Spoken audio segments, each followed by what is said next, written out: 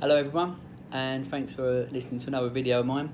I just wanted to run through the process or the principles that I wanted to put for, I think it might turn out to be a course at the minute, but I'm not quite sure. So when I was getting out of debt and trying to get ahead financially, what I did was, the first step I did was try to save some money. And that money initially was trying to get £1,000 together. So then after that, I then put together a budget, and that was quite an intricate budget actually. I produced a budget sheet.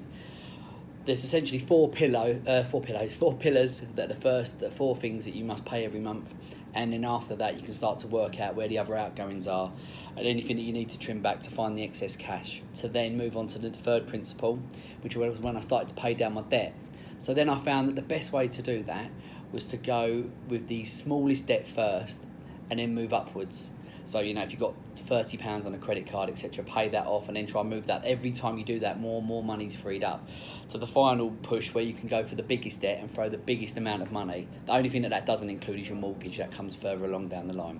So the fourth one then was then trying to build up an emergency fund, which you try to do with like maybe 6 months money away, which sounds impossible, but when you start to put your mind to paying off the debt, you really, really do want to feel like you want to get ahead.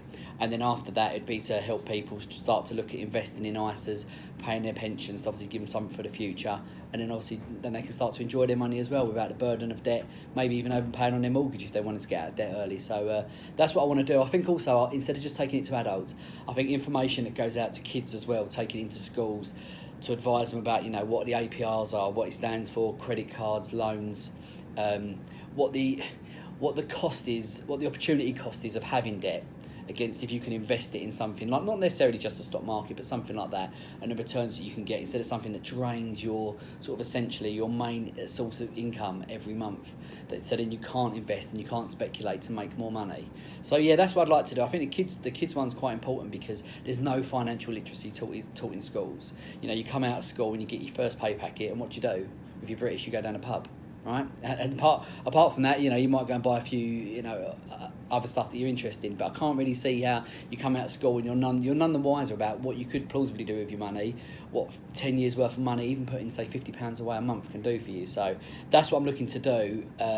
Maybe also with some podcasts, some videos, but yeah, really to take it to the people to try and help them get rid of this debt burden that is really pressing down on our nation. So yeah, thank you. Look forward to hearing from your comments. Bye.